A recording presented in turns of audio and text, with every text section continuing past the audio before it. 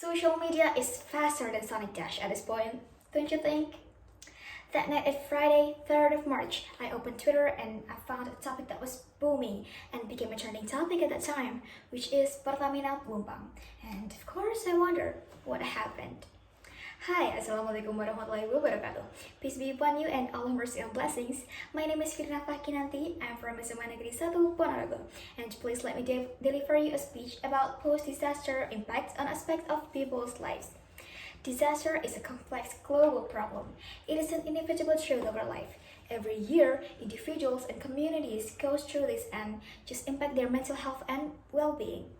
Disasters can be grouped as those caused by nature, such as floods, hurricanes, earthquakes, tsunamis, and tornadoes, and those rendered by human hands or their indifference or their incompetence, such as war or other violent conflicts, and then riot, family or stranger violence, oil spills, and many more.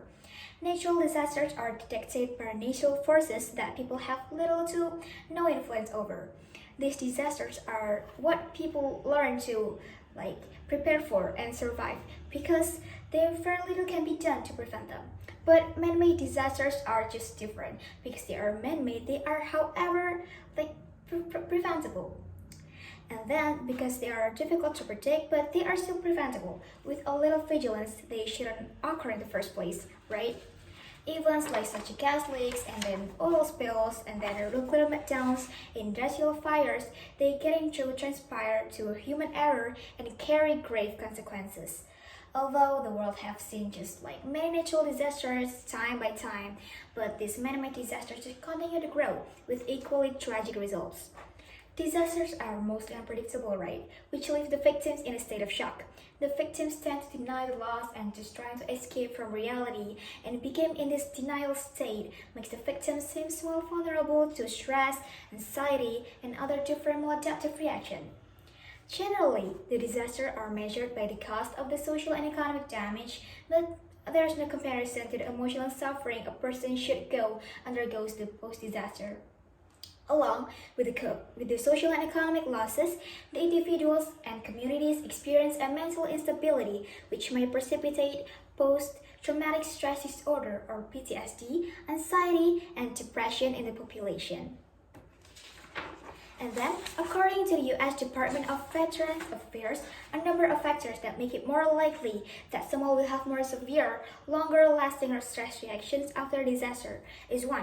Severity of exposure. The amount of exposure after the disasters is highly related to the risk of the mental problems. At higher risk are those who go through the disasters themselves. And the next are those in close contact with the victims. And then at lower risk or lasting impact are those who only had indirect exposure, such as news of the severe damage.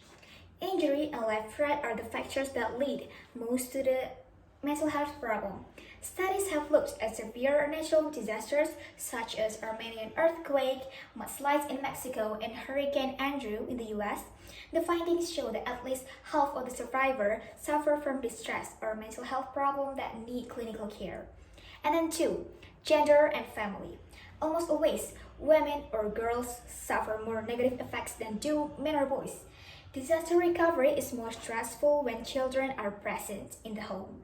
Women with spouses also experience more distress during recovery. Having a family member in the home who is extremely distressed is related to the more stress everyone.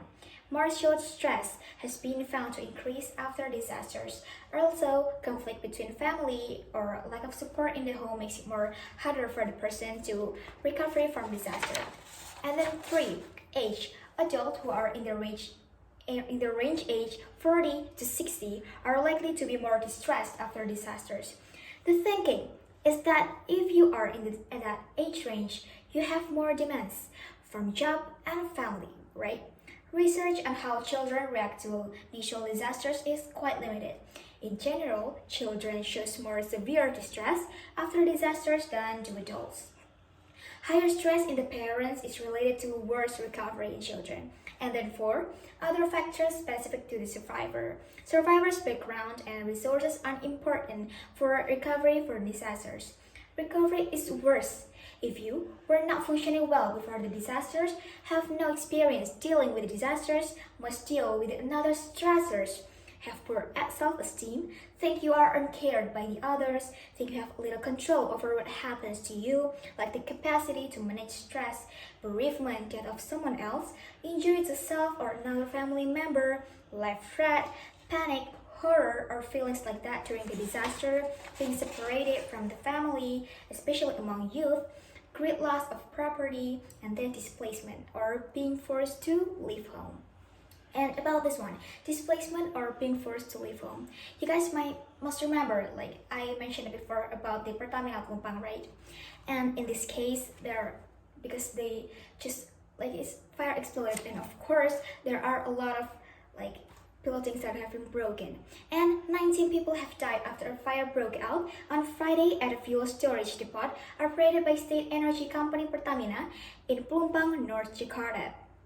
And because I mentioned that a lot of like buildings and a lot of people are lost their family, and how to lessen the impact of such a catastrophic event, we can properly implement the disaster management cycle. 1. Prevention. Prevention involves scenarios such as the following. 1. Implementing an evacuation in a school. And 2. Planning and designing a city in a way that minimizes the risk of flooding. 2. Mitigation.